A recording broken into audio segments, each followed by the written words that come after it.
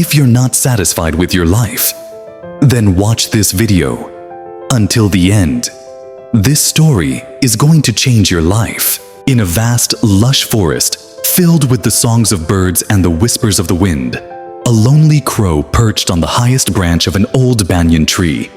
His glossy black feathers gleamed under the sun, but in his heart, a heavy sadness loomed. He felt unloved, unwanted, and insignificant compared to the other birds. Every day, he watched the swans gliding elegantly on the lake, the parrots chattering happily in pairs, and the peacocks mesmerizing everyone with their vibrant plumage. Compared to them, he felt dull and ordinary. One day, as the crow sat sulking, a wise monk happened to pass beneath the tree. He noticed the crow's sorrowful demeanor and called out, "Why do you look so troubled, my little friend?"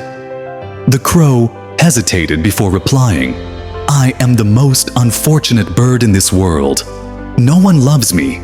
Everyone shuns me, calling me ugly and useless. I wish I were born as a different bird, one that people admire and adore." The monk smiled gently. "Is that truly what will make you happy?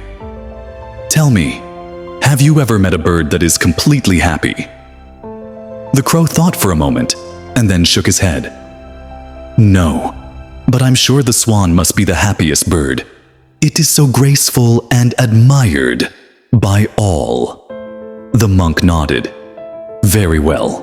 Go and ask the swan if he is truly happy.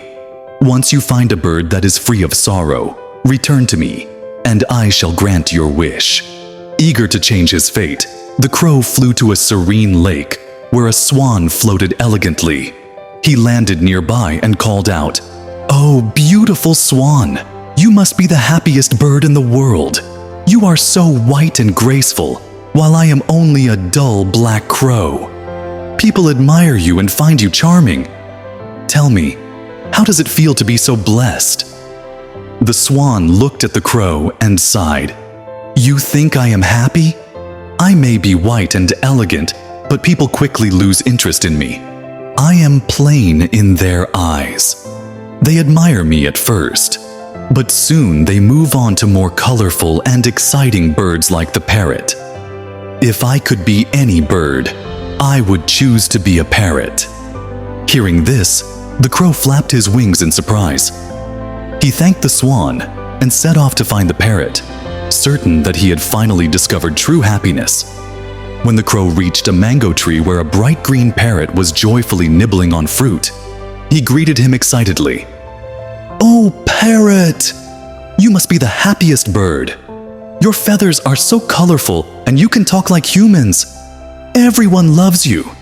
Surely you have no worries." The parrot looked at the crow with sad eyes and sighed. "You think I am lucky. People do love me, but that is my greatest curse. Because they admire my colors and my ability to talk, they capture me and keep me in cages.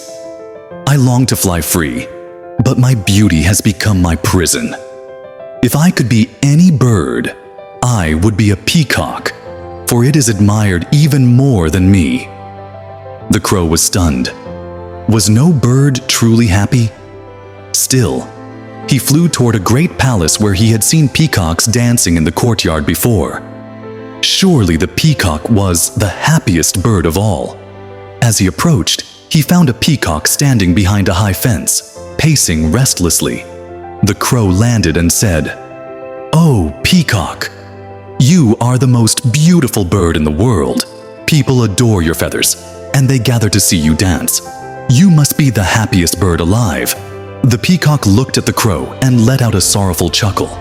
"Yes, people admire my beauty. They love to watch me dance. But do you know what happens after they admire me? They lock me in cages so they can own my beauty. I long to fly freely in the skies like you, but I cannot. My beauty is my curse." The crow gasped. He had envied so many birds, believing them to be happier than him. Yet each one longed for something he had, the gift of freedom. Feeling enlightened, he thanked the peacock and flew back to the old banyan tree where the monk was still sitting in quiet meditation. Did you find a bird that is truly happy?" the monk asked, opening his eyes with a knowing smile. The crow bowed his head and said, "No, I did not. Every bird I met, despite their beauty and admiration, had their own sorrows. The swan felt pain, the parrot feared captivity, and the peacock longed for freedom. They all wished to be someone else, just like I did. But now, I understand." The monk nodded. "And what have you learned?" The crow took a deep breath, feeling lighter than he ever had before. "I have learned that happiness is not about being admired or looking beautiful. It is about accepting who you are and being grateful for what you have. I may not be the most beautiful bird, but I have the greatest gift of all, freedom. And that is something even the most admired birds envy." The monk smiled warmly. Indeed, happiness does not come from comparison, but from appreciation. When you stop comparing yourself to others and start valuing your own uniqueness, you will find true contentment. From that day on, the crow never again wished to be someone else. Instead of seeing himself as plain and unloved, he embraced his strengths. He was clever, resourceful, and free to soar wherever he pleased.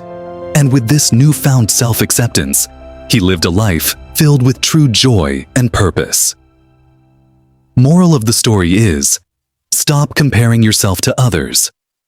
True happiness comes from self-acceptance and gratitude for what you have.